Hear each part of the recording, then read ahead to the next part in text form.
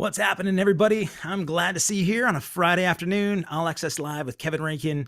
Do me a favor. If you've just logged on and you're looking at anything other than YouTube, I want you to do me a favor and go to the link below.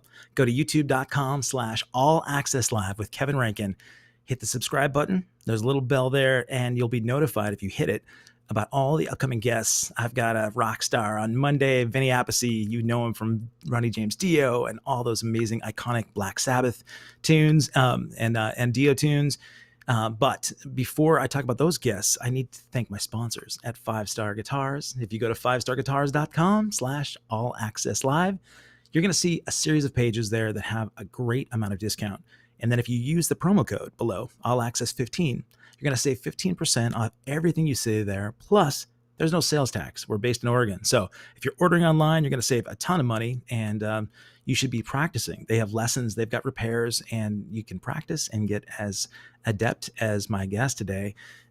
He's a fantastic rhythm section, so I should probably talk about my other sponsor, Rhythm Traders, based in Portland, Oregon. For 30 years, they've got a massive amount of Christmas discounts right now. If you go to rhythmtraders.com and let them know that I sent you All Access Live, they'll give you 10% off everything you see.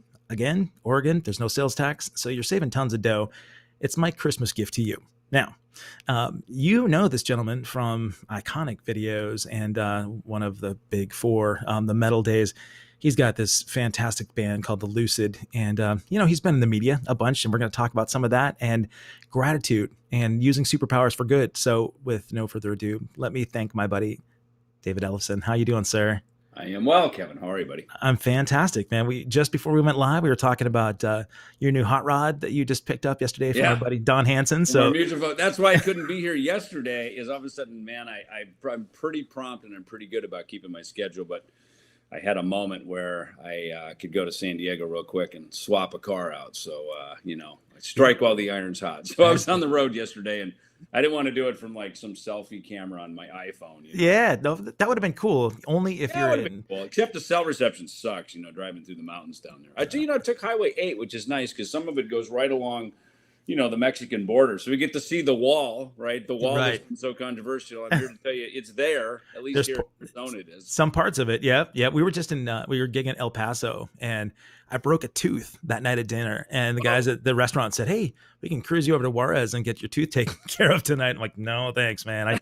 I don't you trust." You probably get all your teeth taken care of over there. That's true. And a couple of kidneys removed for some coin too. Drink some tequila, we'll have that tooth yanked right out. Well, as I don't know, you might agree with me. That was my drink of choice prior to it was it sobriety. That's funny, man. I remember years ago, like I'm talking probably So Far So Good So What era. We were over there. There's a Holiday Inn we used to stay at, and probably like when we played with Dio or something. So yeah, it was 87, 88, something like that. And I remember that freaking hotel had this salsa that was so hot. And it had like peyote in it. Because I remember we were like tripping. We were like all like high and tripping, and it felt like we were on heroin or something. It was like, we'll take another round of salsa, please. Yeah. No, were you doing that before the gigs, man? That would be It was awesome, man. That salsa would cure whatever was ailing you, man. No. Yeah. You mentioned touring with Dio, so you're going to have to let me know if there's anything I should pass on to Vinny on Monday. Yeah. I mean, look, that's it. Please tell Vinny hi, by the way. I will. Love Vinny, and we've been buddies for a long time. In fact, that was where we first met, so that was the Dream Evil tour for him. So Far So Good So What for us. Sabotage was out with us on Hall of the Mountain King, which is the first record Paul O'Neill produced for them, which still my favorite Sabotage record. Of course, that has now become Trans-Siberian Orchestra. Right. That was Paul's vision for that once, and as I understand the story, Al Petrelli's my buddy. In fact, they're here Sunday. I'm going to go down and see him. And, sweet. And Al told me the story, as did, I guess he told me the story, but my buddy Fran Strine, who did the Hired Gun movie, right. Been mine for a long time. And he said he was going in there to interview Paul, I think for like Metal Edge or something and while he was on the phone with Jason Flom at Atlantic Records, and they were basically inventing Trans-Siberian Orchestra on the phone call. And I guess as the story goes, they had sold whatever Sabotage record it was, and they had that big TSO song, Christmas Sarajevo. Right. That da da da da da da da da, right? The one that's on all the car commercials around Christmas, right? And if I'm telling the story right, apparently that was on a Sabotage record. So like all these housewives went out and bought it and go, oh, we love this band. And then they realized the other 10 tracks were like of a heavy metal band. Right. And they returned the records. And so instead of going, well, we sold 500,000, but 400,000 of them came back, you know, Paul in his brilliance, I love the guy, you know, it's God rest his soul. He was just brilliant. And he saw an opportunity, you know, it's like, wow, there's, you know, I don't look at it as we had a failure. We have a hit song. How do we do more with this hit song? And I guess that's when they basically put Sabotage in tuxedos and put a string section behind them and created TSOs. I mean, I love stories like that, man. Me too. Like you fall upward, you know. That's well, stuff. Dude, you're the king of falling upward, right? I mean, like there's so much. Book right here. Upward. Look at that. Well timed. Speak of the devil. And you know, it's funny. A friend of mine recommended that I read it, and I've been reading it, and it's funny because it talks about the first half of your life. You know, you live a certain way, and then some event happens, and you know, a transitional thing, and then you can either try to live Act 2 of your life the same way you lived as Act 1, which could probably end to a kind of maybe a pitiful ending, you know, a sorrowful, remorseful, bitter ending, or you go, well, that was that, and then you learn from it, you build upon it, and you move on, and then that's, you know, so the second half of your life is better. And it's funny, I think it's written by a Catholic priest, as best I can tell. I mean, I'm pretty sure he's a priest. Yeah. So so it's kind of funny how there's just some religious stuff in there, but it's you know, it's kind of more of a book of, you know, your spirit wanting to soar onto bigger and better things. And I probably, I don't know, had at least a half a dozen falling upward. So I've got a whole staircase of falling upward. You know what, man?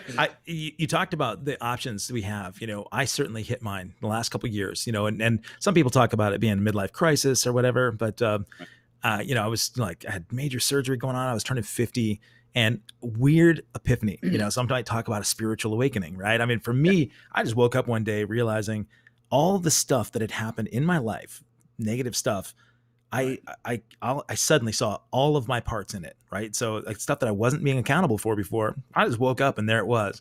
It was tough to handle, tough to deal with. And I didn't want to be that victim. I didn't want to be the guy that led a pitiful second half. Or, you know, you talked about lots of series of falling upward. You know, again, I mean, if we're talking recovery and people talk about hitting bottom, I hit so many bottoms after I got sober that had I not been sober, there's no way I'd still be alive today. Right. And it's cool because it gives you a little bit of strength to find. Well, hitting bottom, I think, is that whole thing of falling upward, if you will. You know, either you're going to just continue down the same road to the bitter end, or it's a moment to, you know, have that wake up call. So I don't know that there's, you know, this book talks about there's sort of a first half and second half. I think there's many chapters of that. And, you know, it's kind of like your financial portfolio or your estate planning or, you know, whatever it is, you're always updating it. You know, every 5 years, you're just kind of like, okay, how am I doing here? You know, how's my retirement account? How's this? You know what I mean? Yeah. And it's like that. And sometimes the thing that we should be doing it with the most is maybe relationships that are close to us and things like that. And, you know, you're right. There's these I have a chiropractor friend in Mexico City that I see when I'm through there. And he talked about, you know, at 40, you know, he goes, everything up till 40 in your body is basically generating new cells and generating new life. Everything after 40 is degenerative, right? So that's what they call it, being over the hill. Right. So everything past 40, you're basically going, wait, hold on, you know, trying to keep the thing up in the air, right? Yeah. Because your body just physiologically is degenerating after 40. And so, you know, we're always trying to, you know, stay youthful and all this kind of stuff. And, you know, to me, I think just thinking young is the best thing, you know, like, you know, if you walk around and go, well, you know, we're old or I'm kind of old. And it's like, then you will be, you know what I mean? And that to me is kind of, is that downward thing.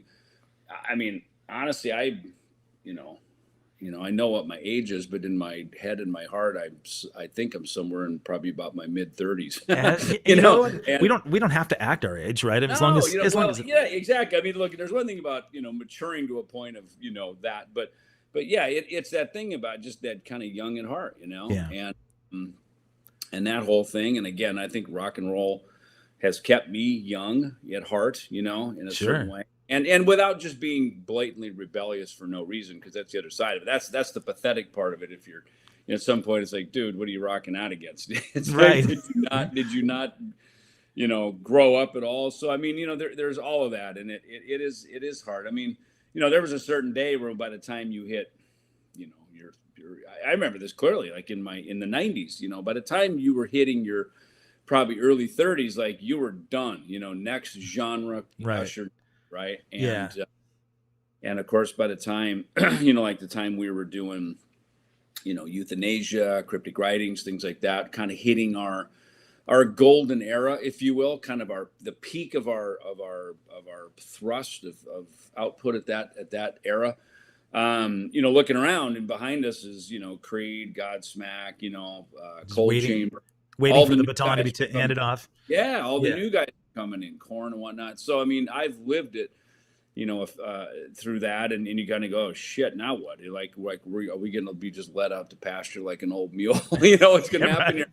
here? And then that constant reinvention, yet trying to kind of stay true to what your origins were. And then we made an album called Risk, which was, I think, Right. was that like, okay, we have truly lost the sort of plot of, and now we didn't lose the plot, like we didn't know what we were doing. It was one of those things where outside forces were saying, hey, you need to go this way because that's where the world's going. And then at some point it's like, hey, stop.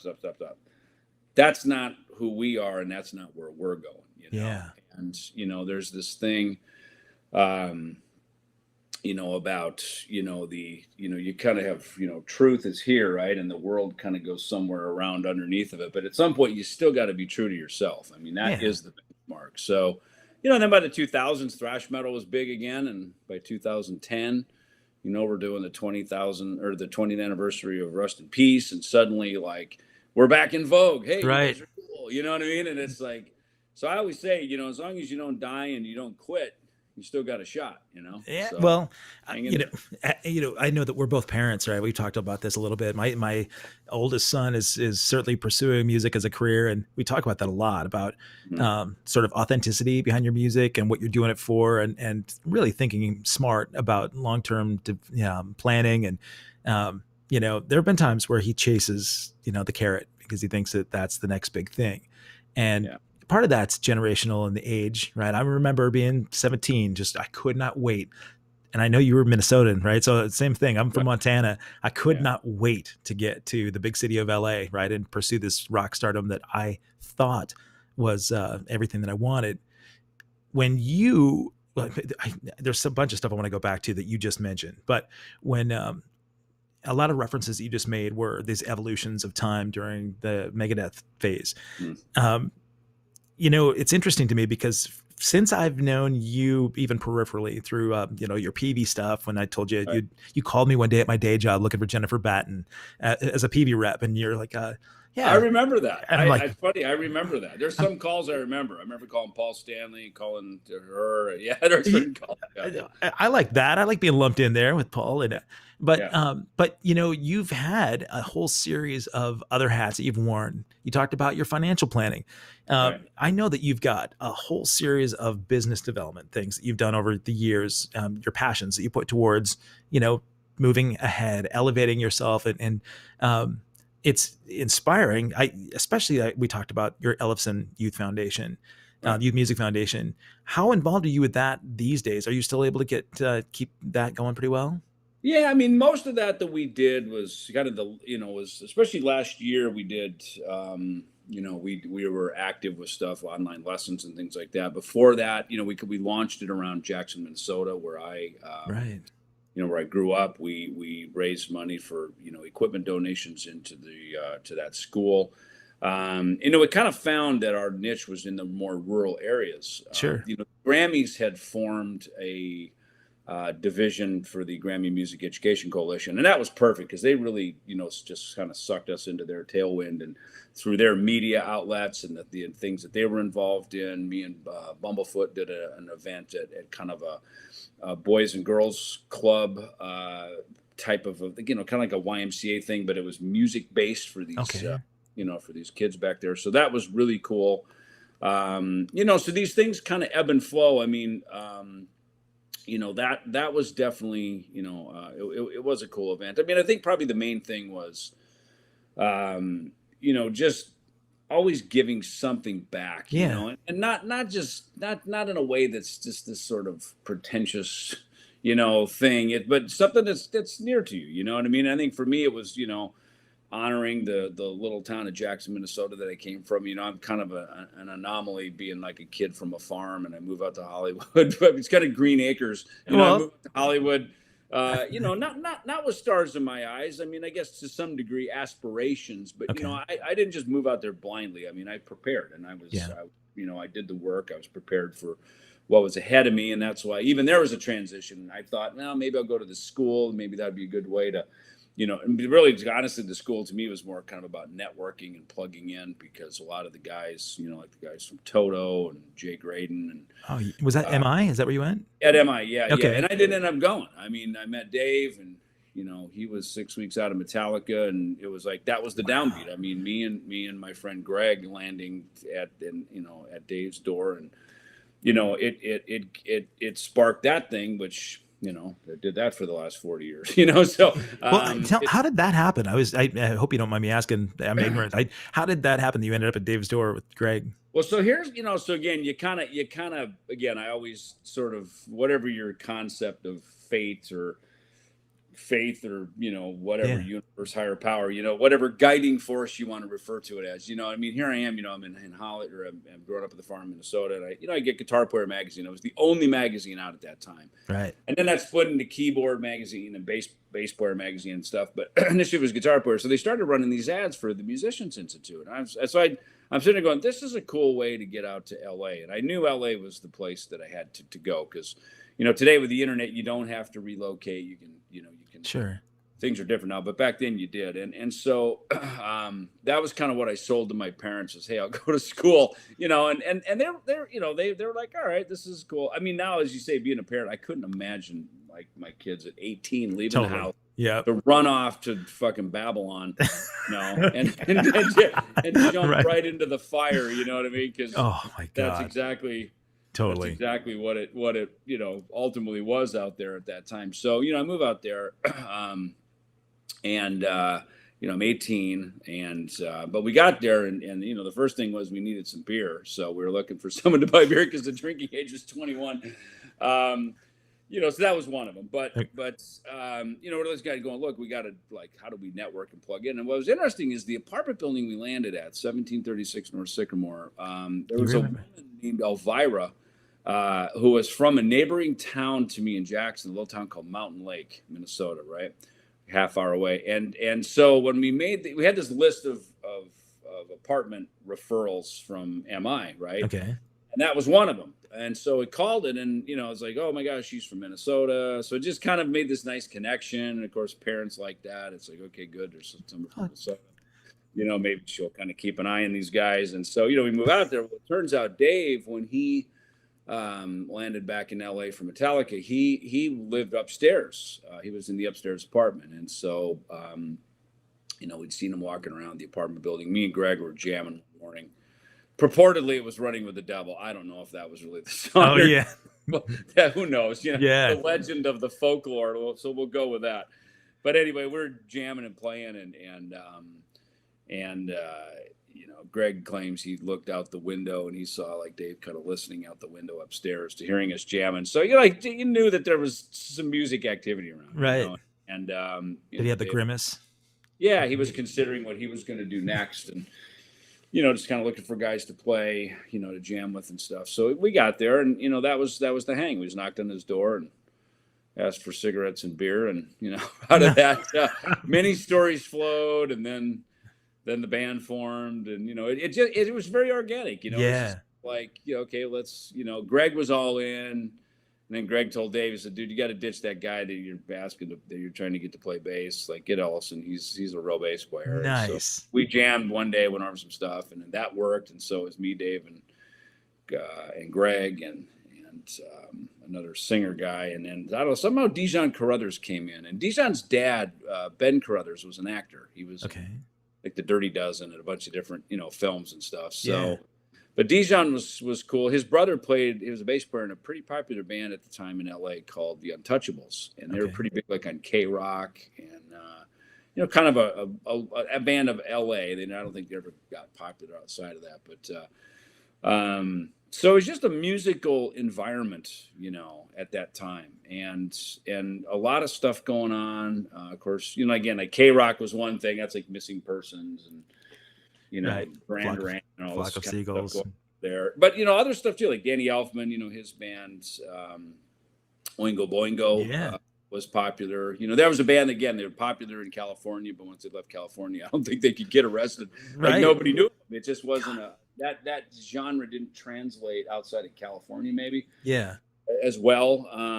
So who knows? But obviously he, got into film. Yeah, he's doing okay. He's doing fine. Yeah. The rest of those guys are out there doing members of Oingo Boingo, but we play with them a lot with a Flock of Seagulls. You probably know John Avila, right? Oh yeah, of course. Yeah. John was wonderful. He was good. We had a manager guy that we had managed as Jay Jones, and he would basically pay for our demo, give us heroin and hamburgers. Oh my god! And you're not a drug addict as long as you're doing someone else's drugs. So so that's where that went. And so he funded, the first demo, the 3-song demo. Oh, wow. What was it? Mechanics. Was it Last Rites Love to? No, I can't even remember what it was. Last Rites Love to Death, Mechanics, and Skull Beneath the Skin. Okay. Maybe something like that. So we did that at a little studio there.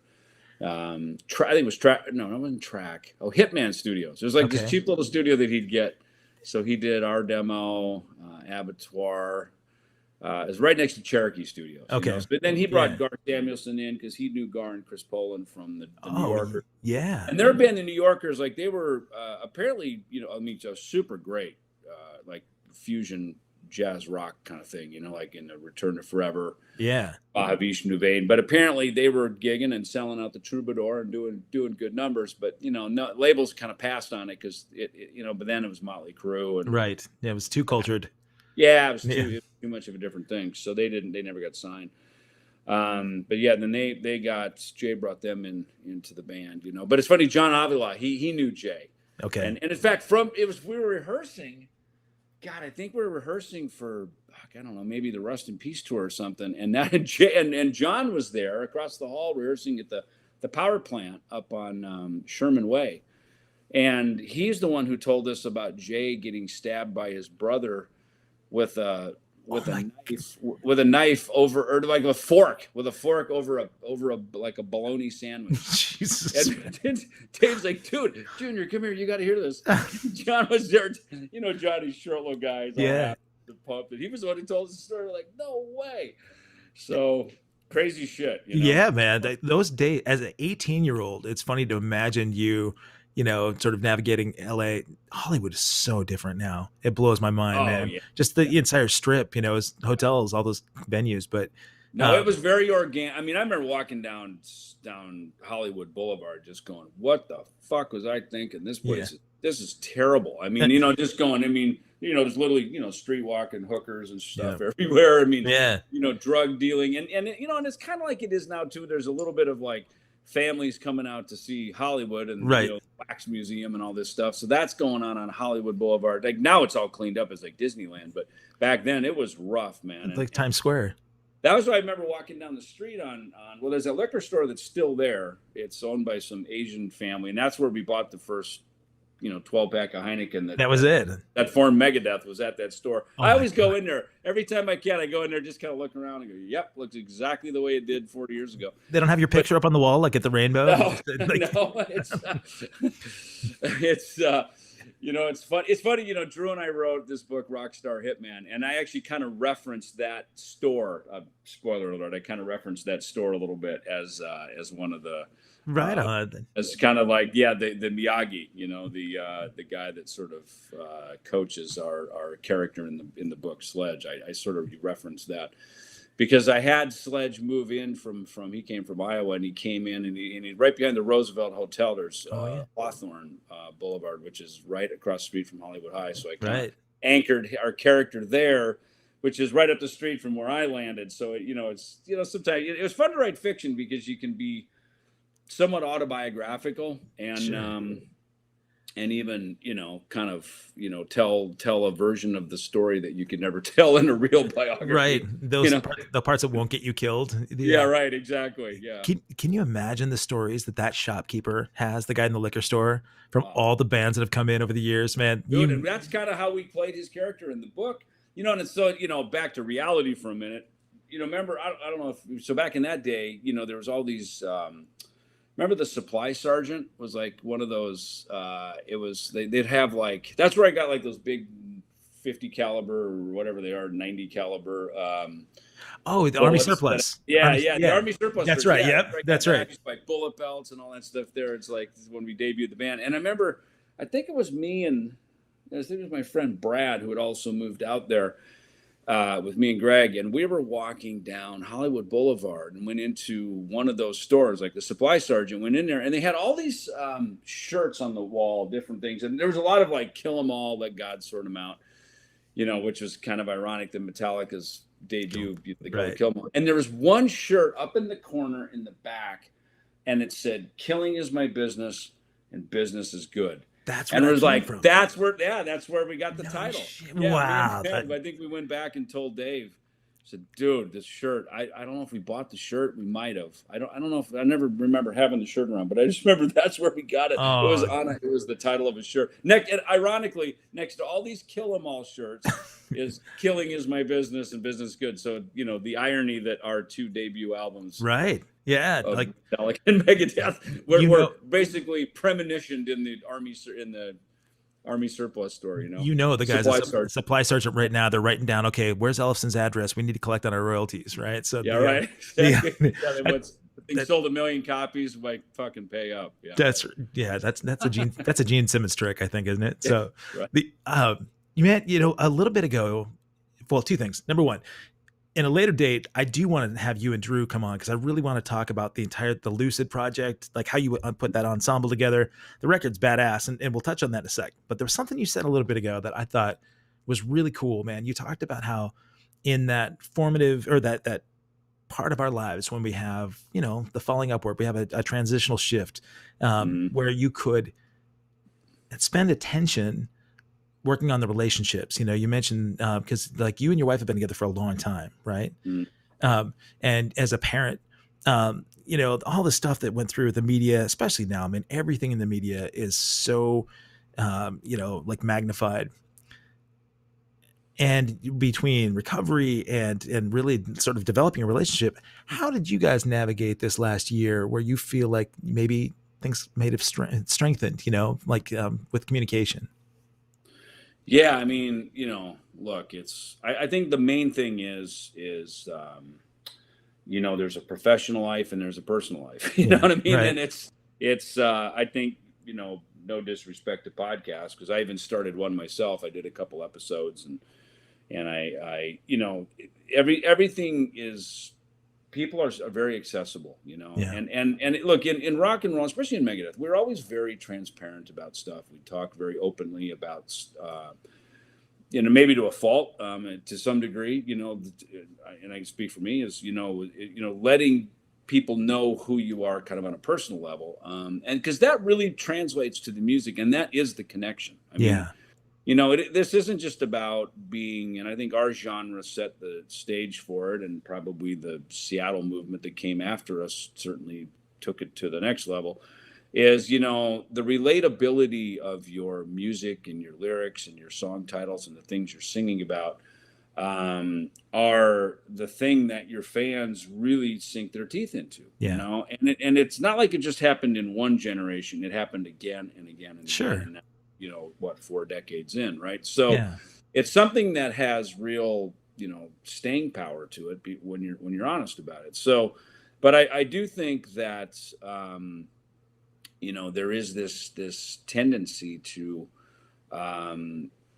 if you get a little bit, everybody wants more, and, Right. and social media and all this stuff where, all of a sudden, it's everybody, sharing what they ate for dinner and what they had at Starbucks. And it's like, and again, I think we've all talked about it. It's like, the mystique is gone, Right. and to some degree, fans still like their rock stars, man. You know what I mean? Rock Sure. stars are people that are not people. They're superhuman and they live above human, Right. mortality, if you will. You know what I mean? It's Yeah, like, a higher standard for sure. Right. yeah, and it is that thing, So I think when all of a sudden rock stars become ordinary, they're not extraordinary anymore, Sure. So I think that's a big thing, that I've tried to have a professional life and a personal life, and those lines can get blurred a little bit, and Dude, I'm the worst. I'm the worst at it. well, it's kind of like, yeah, you're not welcome over to my house, and you're not coming in, and you're not having dinner with my family. It's Wait, like, you're not inviting me over? No, I'm just kidding. yeah. Well, you're different, maybe, but yeah, there is a line on this stuff, Yeah. So, if you're just approachable, not approachable. I've always been approachable. I Yeah. think, and I think that's a good quality. I've been sort of Absolutely. the one to sort of de-escalate things and to be approachable and I think I'd like to think that's a likable trait. Oh, yeah. And I think that's what always worked well in the Megadeth environment. Sure. Is that's a component of that I think it worked real well there. But at the same time, you don't always have to be so available. Okay. Boundaries. Because nobody is. Who is? I mean, the Right. president isn't. Right. Steve Jobs wasn't. You know Right. what I mean? Yeah. It's like we're doing other things. We're being, these moments like this where we make, you and I talking. It isn't just you and I talking. It's the Right. world's listening, and we're hanging out with everybody. And there's these moments to do this, and to be available, approachable, and to hang out and kind of invite people in. I mean, look, I'm sitting in my house, so this is probably the closest you're going to get into my house. Is Sure. right here. Well, but so this is the professional room. Over there, that's the family room. Sure. And we don't need to look in your closet. The door, you know what I mean? And that the door symbolically and even in reality separates professional life from family life. And I think that I'm probably a lot more aware of that right now. I'll bet. That is a line that I'm very, hardlined on that now, When boundaries are tough for me, man. It's something that I've been working on more, and being approachable. I loved that in the guys that influenced me, right? As I grew up, I mean, the dudes that, like, there were a couple of examples from me that musically, my idols welcomed me in, really made themselves available to me. And I felt like that's exactly how I want to make somebody feel, right? As they're, you meet a 15-year-old kid who's a huge fan of your playing, and Right. And the fact that you give him a little bit of attention, while maybe drawing a little bit of a boundary, but having him see that, wow, this guy, he's a living, breathing human being who actually gave me 5 minutes of his time.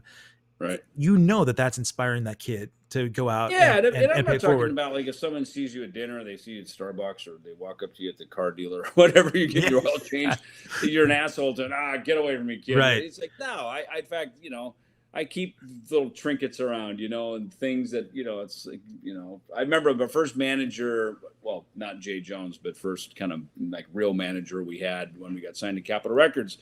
He told us that. He said, he goes, keep a Sharpie with you at all times. Be ready for signing autographs and things like that. And of course, at that point, you wanted to because it would help you promote. But it's like, Sure.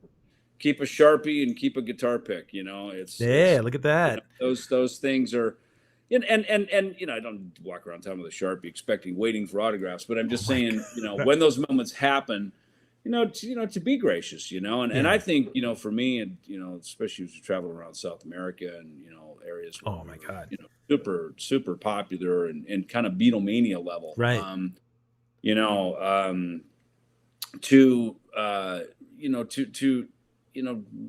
be gracious. And I guess it's just my nature, again, I come from a small town. I didn't have these that would sort of, get you all bristled up and, off. I can understand why people who grew up in the city would maybe not be as available with that, because there is the boundaries are much smaller and tighter and closer just to protect your space. Like I remember when I first moved to Hollywood, I mean, where I grew up on the farm, back in that day, maybe they still do now, but I mean, we leave our keys in the car, the door's unlocked, people walk over, they'd walk in the house.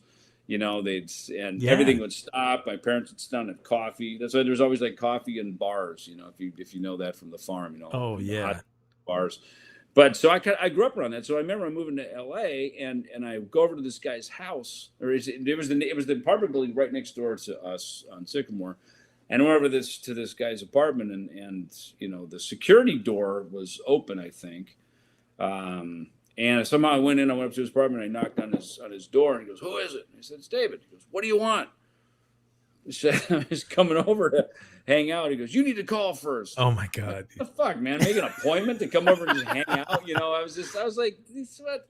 And that just, is just not my style, Right. So I was like, yeah, I don't like that, So, where I live here in Arizona, these are my people. These are like all the Midwest people come down here and, vacation and snowbird and, the older ones and stuff. Yeah, they want to get out. It's probably why I liked it when he used to come out here and play at the Mason Jar, like in the Killing Oh my Business God, and yeah. Cells tour. When Flotsam and Jetsam would open for us, I was like, it just feels good here. It's nice. It's sunny. I like that it's sunny. And, but, you kind of know in areas of the world where it just resonates. You just feel at home, Right. And this is one of those places. That's why I've lived here now almost 30 years. Have you been there that long? Yeah, I've lived here longer than, I'm not a guy who changes my number. I don't change my address. Probably because I grew up like that. I mean, Sure. the same phone number. I remember when my mom died, I had to disconnect her phone number, and I was so sad about that because not only was it sort of, saying goodbye to my entire childhood and all that, and of course my connection to my mom, but I was like, holy shit, we've had this phone number since I was like a kid. I mean, right. I remember there was party lines. You'd like call, rotary talk phones, to your girlfriend or something, and like some of the other neighbors are picking up the phone and right. talking. Man, I in Montana. That was my life out in the woods, man. It was the same thing for sure. I think it's probably still that way. But I was thinking, when you talked about the boundaries and maybe being able to sort of delineate where you can bring people in. I would think one of the things that I really wanted to focus on more is relationship development, communication. Communication's always the place for me that I feel like bands break up, relationships dissolve, like romantic relationships, businesses like fall apart. And you can use opportunities, right? Like the challenging opportunities to say, okay, let's just unearth some stuff, man. Let's get down. Like for me, for my kids, it's amazing to go, look, I'm going to sit down with you and you can look me in the eye and know that there's no bullshit. I will tell you, even if it makes me look like a complete asshole, that I will not lie to you. You can ask me anything, and we needed a reset like that in my life with my kids. It was really important for them to feel like they had an ally. Did you kind of have a moment like that with your family where we're like, okay, like all eyes were pointed on me for a little bit. Let's refocus and just like recharge. Yeah, I mean, look, I think the musician's life is always a tough one because we spend, significant amounts of time outside of our house. Right. It's challenging with that, and so probably not much different than people who are in the military, right, work on oil derrick, whatever it is where you're sort of called into action and you're away for a while, and I think that that's always tricky to because you have that professional life, and then you have your life at home, and there's sort of a re-entry back into the atmosphere when you come home. Oh man, it's crazy. And you're used to the maid at the hotel cleaning everything up, and you come home and you're like, you freaking make your bed, just simple things like make your bed. Yeah, I still have your clothes on the floor. Exactly. It's like, come into town, trash the place, and leave and move on to the next one. You come home and that doesn't fly very well at home. Yeah. But it's and to raise, look, like you said, when you have kids, that becomes a whole other level because you brought them into this earth, to this world, to give them life, and so you're responsible. Parenting never ends. I'm realizing that. Yep. In their 20s now, so that never ends, and so that just goes on and on. I remember when my own parents passed. It's like when my dad passed. It was sort of like, okay, he was good to go, and he raised me and my brother well. Now we got it from here, And then when my mom passed, it was like, okay, I got it from here, Wow. So it's I think it's it's one of these things, what did I hear? I heard somebody say that, like, when a spouse dies, it's called an heir, or no, it's called a widow. When a parent dies, it's called an heir. But when a child dies, there's no word for it because it's not supposed to happen. Right. And I think that really hit me when I heard that, because, when we get to bury our parents, of course it's sad, because they brought us into this earth, but that is the natural order of things. Right. That the order of how it's supposed to go. So, a lot of it is just, I think, a lot of daily gratitude, to just go, man, it's so far is kind of going according to plan, if you will, and, to suit up, show up every day, be there the best you can. And, the thing that I hear probably more and more is, everybody has got stuff, there's no perfect, there's no way out. I heard this great thing, shame, SHAME, should have already mastered everything. Oh yeah. So it's like when you fall downward, instead of falling up, or you fall downward for a minute, that it's like, you're not supposed to have everything figured out. That's this journey that we're on. And again, did you kind of learn from it and move up, or did it, or not? And even if you didn't, it's like, that's called grace. It's like, you get another shot, and it's sort of, that's the thing that I think I've probably figured out more than anything. And that's kind of a bit of an Eastern thing, the Buddhist belief. It's like that which you didn't learn the first time will be presented again and again until you master it, Right. Now they go into karma and second lives and all this other stuff that, that's your own opinion on that. But I do believe that it's like, look, if you screwed up the first time, if it's meant to come back around, it's it'll be presented back to you. Sure. That it's if you missed the bullseye the first time, the loving, omnipotent, omniscient, power that resides over us all, the Creator, is, with the capital C. He's not a dick. He'll let you take another shot. Yeah. And and at the so that I've kind of come to just sort of relax into that.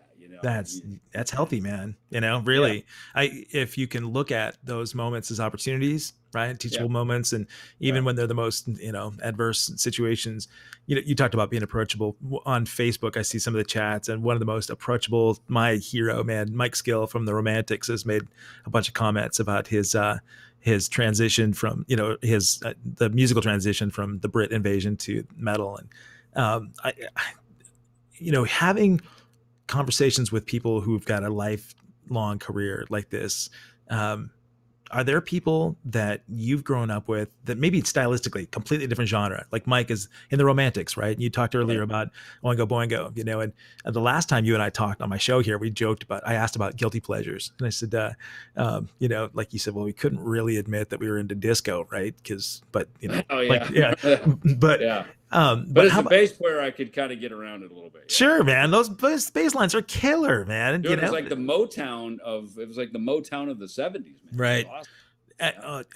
Speaking of, and certainly Motown, I mean, Skill, he's a Detroit guy, right? So, but Scott Kramer here, he's asking, as a production guy, he's curious about your tech, and if the tech from the Megadeth days was coming along with you on like the Lucid and your future stuff. Oh, Fred Koala, Fred's awesome, man. Fred's like a lifelong, friend, and he's also a bass player, so we geek out. He's actually out with Trans-Siberian Orchestra. Right? Oh, nice. Yeah, so actually a bunch of my friends are out with that, either teching or playing and stuff. So it's that's a fun thing. And I'm the guy that generally stays in touch with people. It's kind of my nature. I kind of fear, to me, every person is like a little atom off the mothership. That there's that one movie, God, what the hell was it called, where they go to the tree. Right, and that's the life force. So when you die, you got to go to the tree. What the hell was that movie called? It was like an animated movie. It's slipping my brain right now. Oh man, I'll think of it at another time. Sure. But it's kind of like that. It's sort of like every human is a piece off the mothership or the fathership, whatever. And it's funny. I heard this somewhere, and it might have been in some book that I read recently, that it's like the moment you're conceived, right? The sperm hits the egg in the womb, the conception starts. That's the moment God, if you will, we'll use that word for a minute, opens up. He basically carves this channel for you to go through your life and have all your provisions taken care of so that you're never left in need, right? So there's sort of like a channel carved out for you. So kind of this stay in your lane, right? Like Right. this is your lane. Don't try to be that person or this person. This is your lane right here. And all of your provisions for all your needs will be taken care of through that for the rest of your life, throughout your lifetime. It's sort of like God sets it up. It's like, all right, open up aisle 15. Predefined. Down, you know what I mean? And it's Yeah. like, think like a bowling alley, right? That it's like, open up a new lane, we got a new customer here. And so we don't have to stress and freak out about these things. And that I don't know, it just brought me peace even knowing that it's like, we are here because we're sort of divinely created to be here, and that the provisions are taken care of, our talents, our time, our whatever is going to happen with us. So it sort of takes away a lot of that stress, because the core fear for everybody is being alone. Right. Absolutely. When you really boil it all down, what are you afraid of? Oh, being broke, this, I won't find love, da da da. But ultimately, it's like, I'm going to be alone, living under a bridge, all by myself. Right. You know what I mean? And when you cut it, when like, hey, no, wait a minute, that's not right. Your provision, your lane has been created. You're good. You're going to always be taken care of, and have people next to you. And that's that. And so again, it kind of goes back to that thing that like, we're all just little atoms off the mothership, so as we connect to, that's why it's important. Like if we harsh each other, it's we kind of pull back. There's a great book. I have it on the other room by this Japanese scientist called Emoto. Okay. His whole thing was about using water. I think it's like, if the human body is 80% water, something like that, if the moon can affect tides and these kind of things. So he took water, he started putting it under a microscope, little droplets of it, and he would play different sounds at the water, and he would look at it under a microscope, and the perfect molecule of water looks like a snowflake, like a perfect snowflake. And the word it responded the best to was, I love you. Like when he spoke, I love you, it turned into this perfect snowflake. And like when he played metal music, the whole thing's like distorted and up, angry, and then he'd say things like, I hate you, and he would sort of speak to the molecule to the water, and it would like get all distorted, so it's really interesting. He's done this whole kind of life study. Like the letter E dot Moto, I think is his last name. So anyone, look it up. It's very clever. And, so it's interesting, you think about music, like major chords, G, D, C, these nice major chords that are used in happy songs, they resonate well against the body and against the soul, versus, minor chords tend to be darker, diminished chords, and that they're very dissonant and they create tension. They do that for a reason, because, sound is just vibration against the body. So that was kind of where that was going with Emoto is, a happy chord brings about maybe a more perfect snowflake looking molecule of water. So what we listen to, what we say to ourselves, what we say to others, reflects in our own, not only spiritual health, but physical health. Yeah, right? absolutely. Like you got this other book too, your body believes every word you say, and it kind of comes back to that other thing. Oh, I'm old. Oh, I'm fat. Oh, it's like, or, changing that dialogue. It's like, man, I feel great. I'm young. Hey, let's get on it. Let's go bike ride. Being into this sort of positive mindset. Like a manifestation, really, right? I mean, so I guess that little molecule would be like happy, Yeah. Right? Do you have a playlist that you go to when you want that little pick me up? Not really. I'm not a playlist guy. I mean, people send me theirs, and I'm like, yeah, that's kind of cool. Yeah. I listen to, what's funny? What somebody turned me on to just recently is the Rock of Ages movie. Oh, yeah. With Tom Cruise and Juliana Hough. That's a great movie. And you know why? Because Juliana Hough is me. Like, her character is me. She's kind of like this cute little chick from like the Midwest, lands out in Hollywood and amongst all the fucking demons of Hollywood, right? And yeah. Luggage, right? And so when I saw it, not only did they really do a great job recreating Hollywood, they put together the, Tower Records. They really did a great job. And of course, Tom Cruise's character is like this. He's like this badass rock star guy. Right. Kind of the dickhead, fucking awesome rock star guy, right?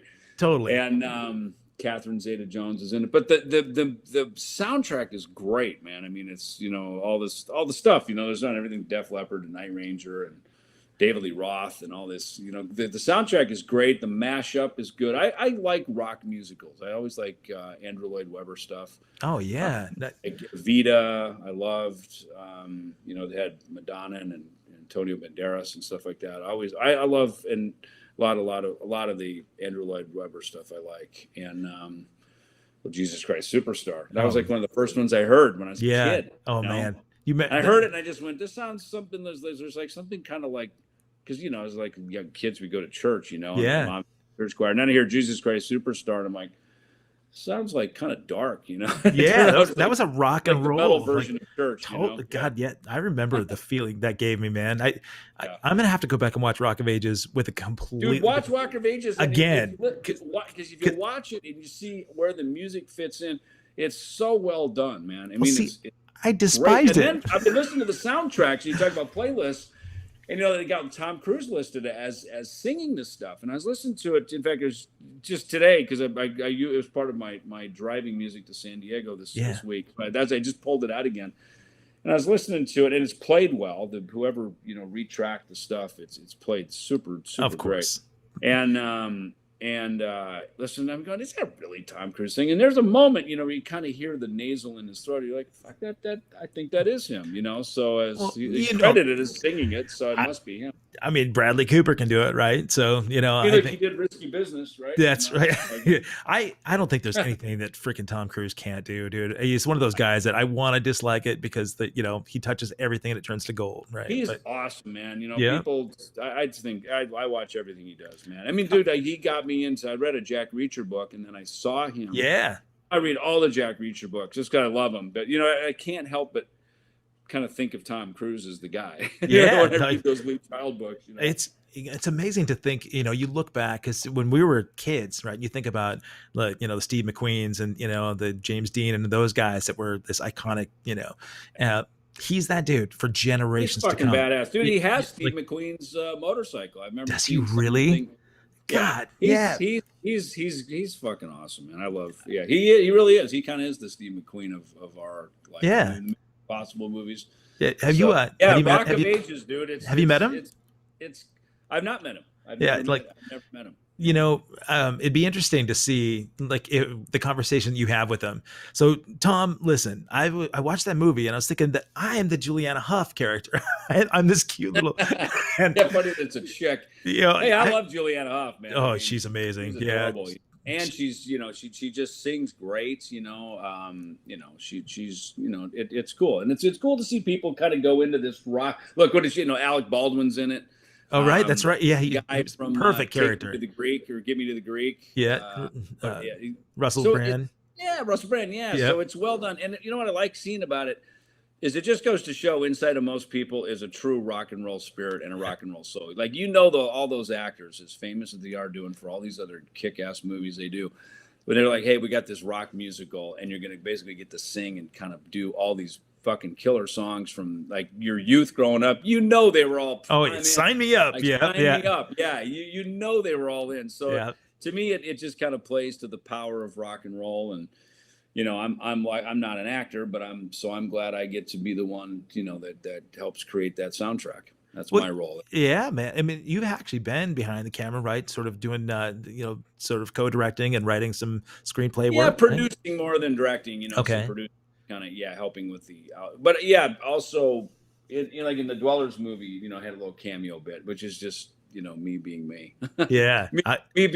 me kind of playing a part I normally am not known for publicly, which is kind of being the dickhead finance guy to Drew's character. Okay. Like, Drew took my money and screwed off and didn't deliver a film to me, so I got to yell at Drew in the film, which is funny because Drew's like the nicest guy. He's like so not a guy you'd ever yell at. You can see that in him. I just watching the interview that you guys did about the Lucid, I thought he's that kind of guy that like me, I've been yelled at for smiling on stage. You know, I played with a pseudo metal band back in the around 2000 that Smiling's way illegal, dude. Don't do that. I know it's against the rules, man. The band's singer's mom was the manager for the band, and they had a deal back in Colombia, you know, for a while, and then that had gone away. So she's the new manager, and she's telling me, "Look, we're doing some big MMA event in Tahoe," and she's like, "Look, you're smiling all the time. You just can't do that in a metal band." I'm like, "What metal bands have the mom for the manager anyway?" You know, but a momager. Yeah, momager, exactly. They're like the fanagers, the same kind of thing, right? But managers and momagers, yeah, exactly. But Drew's that guy, isn't he? Is he smiley on stage and just like in the studio? Yeah, you know, Drew's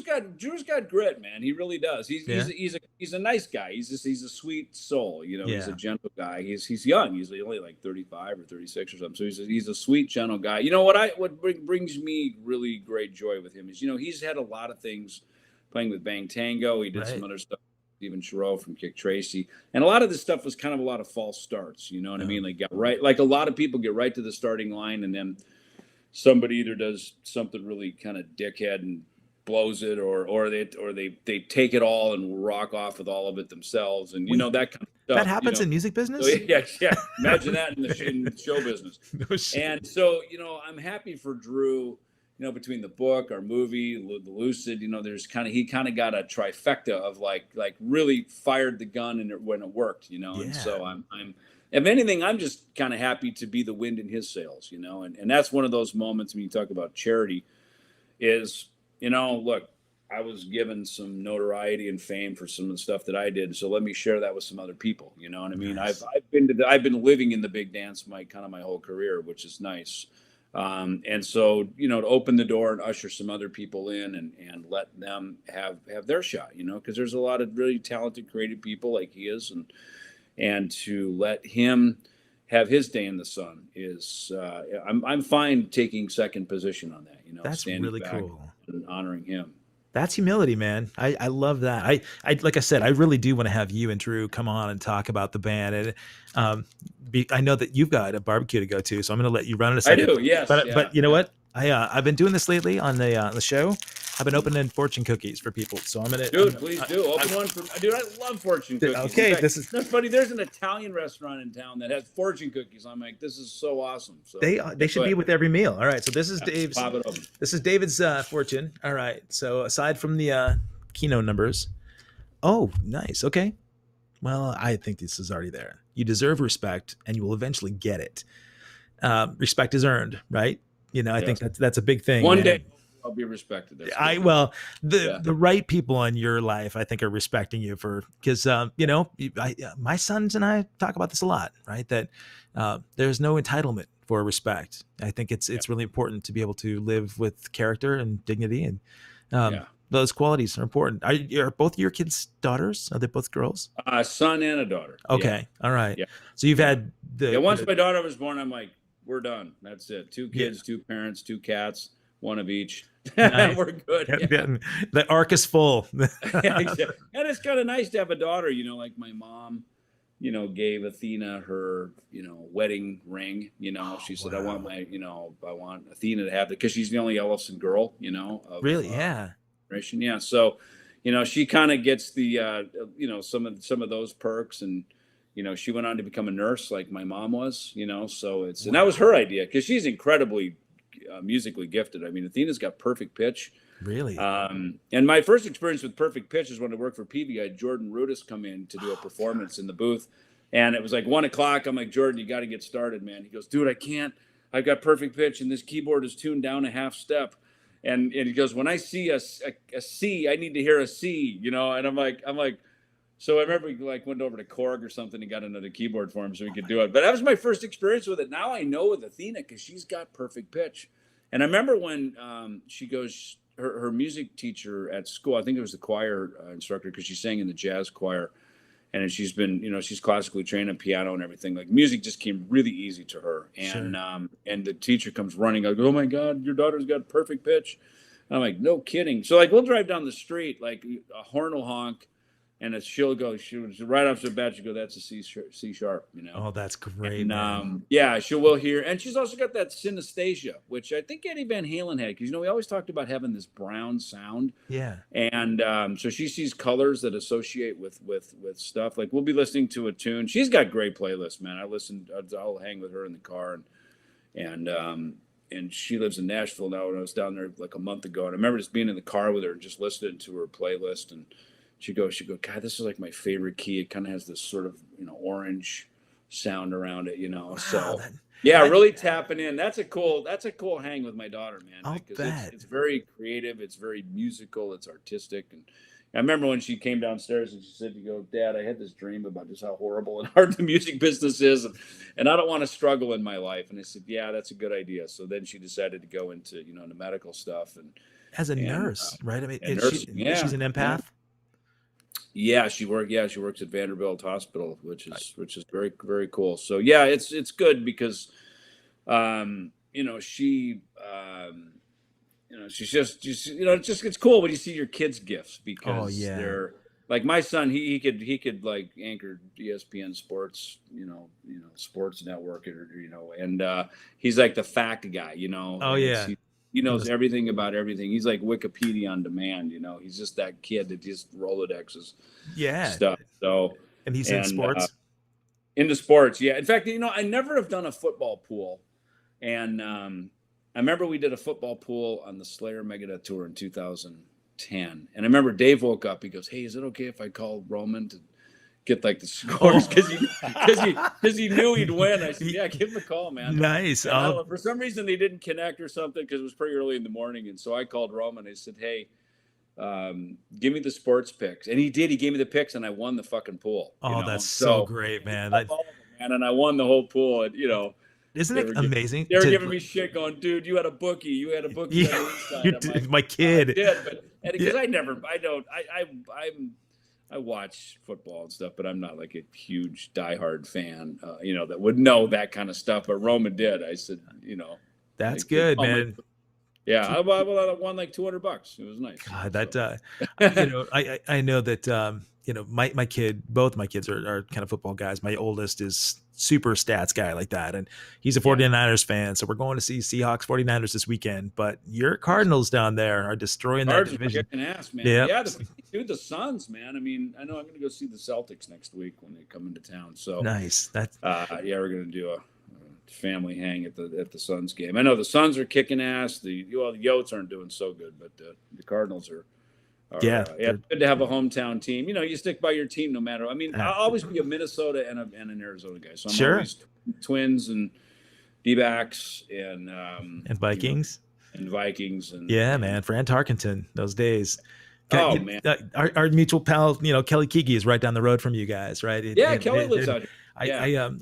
He really has become just like family to me. I love that guy so much, and I brought him up for New Year's to a Seahawks Cardinals game, and thankfully, the Night Ranger guys are great. It's funny. Jack Blades came out here. He actually did some songwriting with F5 when I had F5. Really? He came out here. He had a manager friend that. He flew out here, and we went in the studio. We were doing this shitty, dirty studio down in Mesa. It's like a car garage. Some guy's meth lab turned into a studio. But it was great, man. He just listened to us, and then we jammed and we worked on some stuff. He kind of wrote this sort of Zeppelin-y sort of bridge section and stuff on a song, and he's got the hooks, man. I know, I love him, man. He was great. We talked about doing some coffee together, like or something, so I would imagine that's it, that on your podcast you're gonna have to get him on, because I think your guys that's a good idea. No, he's awesome, man. He's become a good friend, and me and Kelly, we did a rock and roll fantasy camp out in the Big Island in Hawaii. And it was funny because it was him, Elliot Easton, Bruce Kulick, God, I forgot who else it was, me. So we all kind of did one of our own songs from our catalog. That's what I really realized was what a talent, Kiki is, Oh my God. Just a Christian, of course, and the big Henry. But the stuff that he wrote, the sing and play and God, those, I mean, it's crazy because, you know, when you get connected and you're friends with those kind of guys, but then you watch their talent on stage, and Yeah. and it blows me away how those songs, like Night Ranger tunes, they might have seemed simple to a lot of people, but they had really interesting and cool changes. Even when they got a little more pop as they went Yeah. on, the songs had some complexity to them. You know, Jack is a huge hook writer, and Kelly too, man. I'm And awfully. Damn Yankees for Jack. I Oh mean, it's yeah, they're good. You know what's funny? The first time I saw Jack play was me and Greg Hanavit, right? So we're kids, and I remember at his house, and we're watching like Don Kirshner or something like that. Oh, it was California Jam. It was like California Okay. too. And he was the bass player in oh shit, what was that band? There was a band from fucking California that he was a bass player in. You know, I guess now we'd have to look it up. I should cut Roman and say, dude. Yeah, Roman. Yeah, Yeah, yeah, right. Wikipedia on demand. It was not Golden Earring. It was This is Jack's old band? yeah, it was a band that he was in. They were pretty popular. And I remember Rubicon? yeah, Rubicon. Yeah. Thank you. Yeah, there was this bizarre thing, and he's like Jackson kind of running on the stage, kind of slapping the bass down. But Yeah, it was funky. Yeah, it was very funky, and he was maybe he was playing with his because he plays with that thumb pick. Yeah. You know,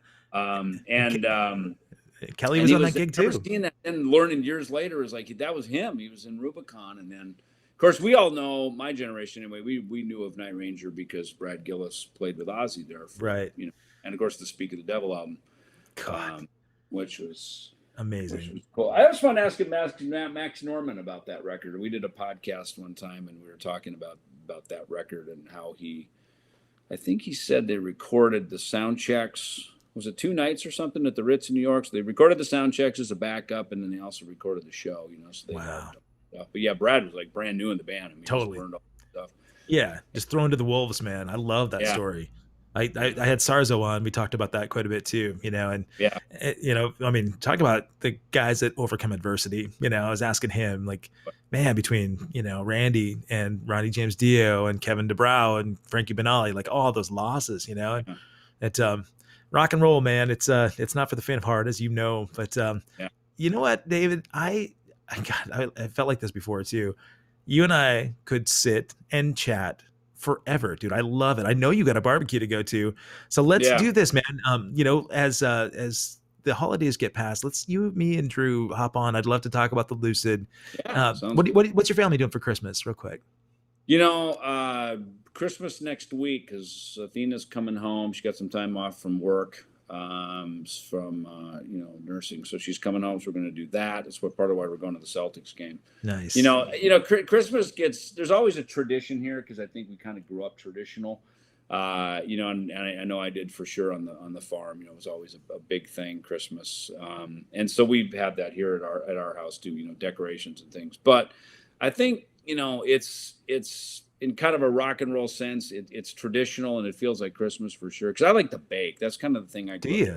Yeah, it was kind of and part of it was because I figured, look, if I can hang in the house with my mom and not have to be outside doing hard farm work, I can spend more time than running down in the basement to play bass, right? Like get off the radar. So my whole thing at the farm was, how do I get off the grid so I can play and learn music and not have to be out doing farm work? That is, you know, oh my God. And my dad finally got hip to that. And he's like, look, he told me before I was ready to leave home, he said, look, I pulled you back from doing a lot of farm work. I saw you were serious about music and I didn't want your hands to get hurt. And, you know, so that's why he had me do things like mow the lawn. You know, we had a big farm. It was like 14 acres, you know, so it was like a full tractor to mow the lawn. I mean, it's like mowing a golf course. You know, pretty big. So, but, so I like to bake and do that kind of stuff. So, that's kind of, the house usually smells pretty good. And then, but then, yeah, it's kind of more events, you know.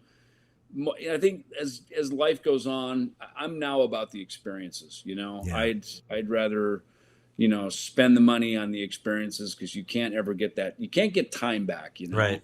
Yeah. I think it was like an Elon Musk thing, right? It's like, I'll spend the money to get the work done, but, you know, but the time you can't get back, you know. And I liked when I heard that because that echoes how I've been, you know, sort of approaching my life is, you know, just it's always about the experiences, man, because that's the only thing we take with us when we leave the planet. All the other shit we leave behind, you know. So I just heard a saying, right around when Elon sold everything and bought his little tiny house, that a hearse doesn't come with a luggage rack.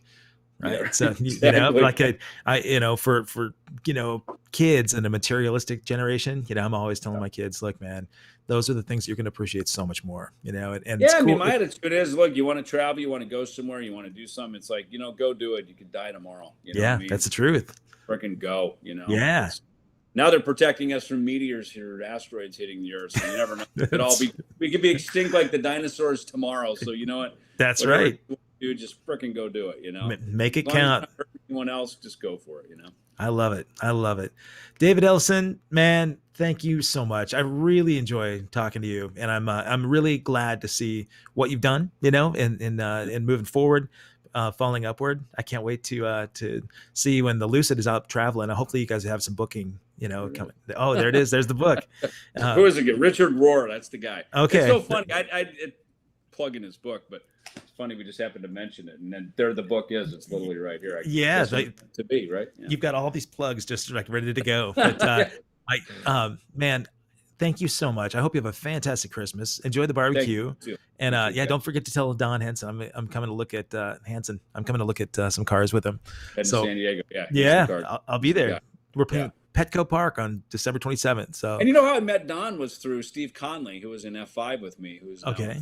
Jetson, like they were buddies. So that's that's the beauty of life, is as long as you just sort of stay moving forward and you're active and stuff, you meet people. I mean, who knows, with freaking a guitar player I wrote a couple records with, I find a car guy, right. what I mean? And that's how it is, I mean, that's just how life is. We're connected, right? That's that's it, all man. just little atoms, right? Moving around, little atoms off the mothership, so it's like you just kind of just say yes and keep moving, Absolutely, man. I love it.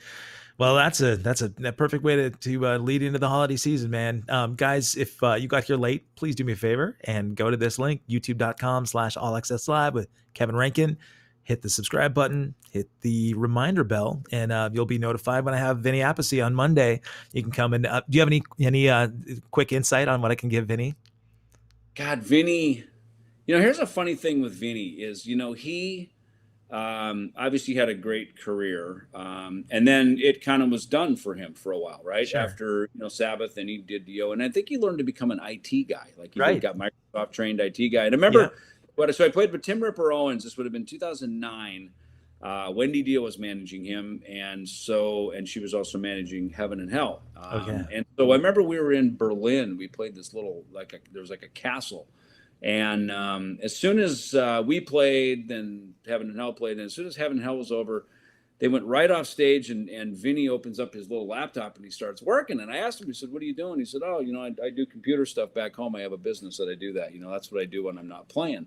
And I always admired guys like that, because I think it was one of my biggest fears growing up in the business, is like, oh shit, what's going to happen? What if this ends? What am I going to do? Right. And one What's day my backup plan? It ended. Megadeth broke up, and that was it. And I was like, well, here I am. This is that day that every musician dreads. Got to grow up, cut your hair, get a real job. Right. And mine landed in Peavey, which was a super chill gig and cool, and I didn't have to cut my hair. It was fun. But I just kind of, I guess the good Lord wants me in music, and wants me in and out of this. That's the reason I exist, largely, is for that. It's what I do. Absolutely. Do that stuff. So it was cool to see Vin, doing that. And we had good, again, ask him about the Dream Evil tour, man. I mean, that was a cool era. And so there's that. And then, he had a great saying too. I remember reading one of his interviews, and he talked about when a band is over, your gig is over, like just leaving the gig and not fighting your way out the door. I thought that was that is true wisdom of a professional, to know that, like it's just, you just pack your shit up, get out the door, and get moving on to the next thing. You know what I mean? And just trust you'll be, again, you're in your channel, you'll be provided for, that letting go is a huge part. I mean, let it go. That's beautiful, man. I love it. Well, my best to you and your bride and Roman and Athena. Have a great time on the holidays. And next time, you and me and Drew will talk about the Lucid. Guys, if you haven't done so, please check out the Lucid, this new record that David and Drew Fortier just came out with. It's I think you can get it on Spotify and Apple Music and all that good stuff. So have a great Christmas. Enjoy the barbecue tonight, man. And yeah, thank you. Happy holidays to everybody. Thank you, buddy. And thanks, Gavin. Appreciate it. Thanks again, chat. David. I'll talk to you later, buddy. Year. Yes, absolutely. See ya. Bye.